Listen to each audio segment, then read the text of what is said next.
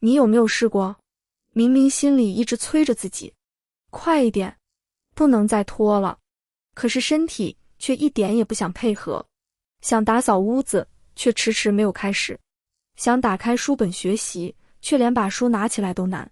连打开电脑工作都要鼓起勇气。然后你开始责怪自己，是不是我太懒？是不是我的意志力太差？可是今天，我想告诉你一件也许会改变你看法的事情。很多时候，拖延不一定是懒，而是身体正在根据剩下的能量决定现在适不适合行动。可是问题来了，那为什么有的人好像永远都有用不完的力气？明明一样上课或工作8个小时，有的人下课或下班后还能运动、学习、陪家人，有的人却只想躺在沙发上，什么都不想做。他们真的天生比较有精力吗？还是他们懂得一些我们不知道的事情？我想起了一位老木匠的故事。有一位老木匠每天工作10几个小时，年轻学徒很好奇，为什么老师傅年纪这么大，却一点都不累？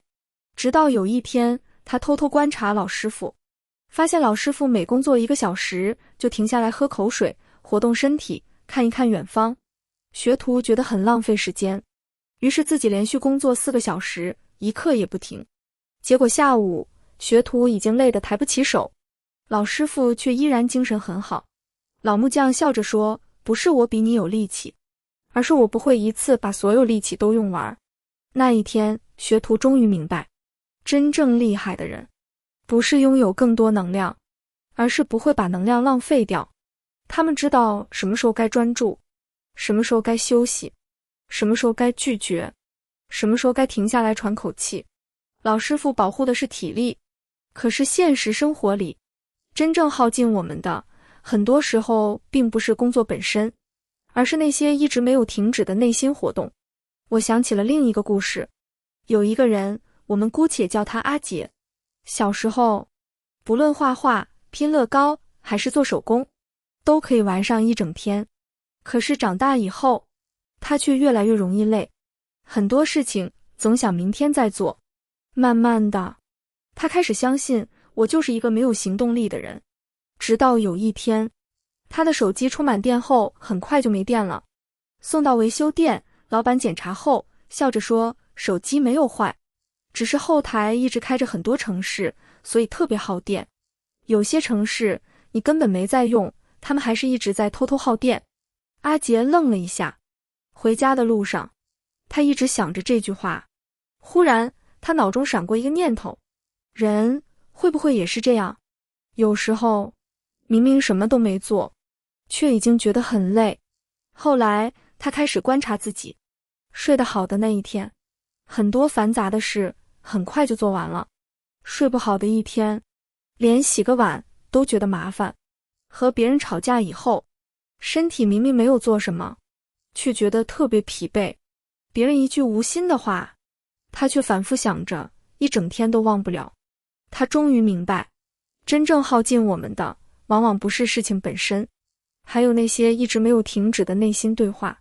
担心未来，害怕失败，害怕别人失望，反复自责，压抑情绪。这些念头就像手机后台一直运行的程式，平常感觉不到，却一直默默消耗着身体的能量。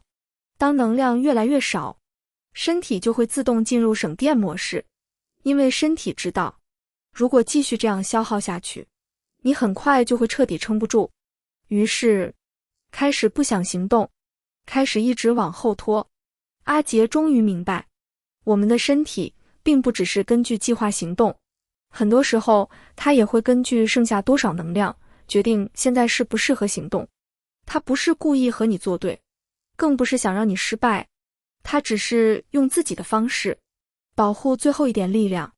所以，拖延有时候不是因为身体不愿意走，而是身体其实是在告诉你，我需要一点时间恢复力量。所以，如果今天的你偶尔慢了下来，甚至停了下来，请不要急着认为自己退步了。或许你的身体是在为下一次出发储存力量。曾经有位园丁种了2棵小树，第一棵长得很快，第二棵却一直没有变化。邻居笑他说：“这棵树没用了，拔掉吧。”园丁摇摇头，他说：“也许它正在长根。”1年以后，暴风雨来了，第一棵树倒下了，第二棵却牢牢站在那里，因为他花了1整年的时间把根扎进泥土深处。成长不一定每天都看得见，有时候身体停下来，并不是退步，而是在积蓄力量。就像种子埋进土里时，看起来什么都没有发生，其实它正在准备破土而出。如果最近的你总觉得自己一直在拖延，请不要急着责怪自己，先停下来，轻轻问问自己几个问题：我昨天睡够了吗？我是不是已经很久没有真正休息了？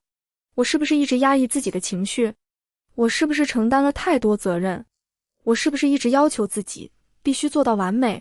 如果这些问题的答案大多都是是，那么也许真正需要改变的不是你的意志力，也不是你的人格，而是你的生活方式。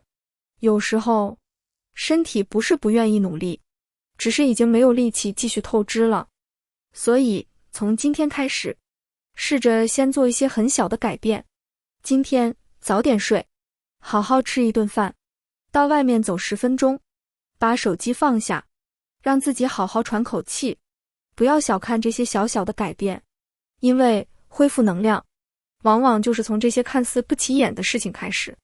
最后，我想送你一句话：如果今天你只能走一步，那就走一步。不要因为走得慢就否定自己，不要因为今天没有做到100分就觉得自己一无是处。人生从来不是一场短跑，而是一段很长很长的旅程。真正能够走得远的人，不是每天跑得最快的人，而是懂得照顾自己的人。所以以后当你又开始拖延的时候，先轻轻问自己一句：我是懒还是累了？如果答案是累了，那就先休息，不是为了逃避，而是为了走得更远。请记住，身体不会故意拖累你，它只会诚实地反映你当下的状态。它会在你快要撑不住的时候，轻轻按下暂停键，提醒你先把自己照顾好。当你愿意善待自己的身体，它也会慢慢把力量还给你。当身体恢复力量的时候，你会发现那个愿意努力的自己能够重新出发了。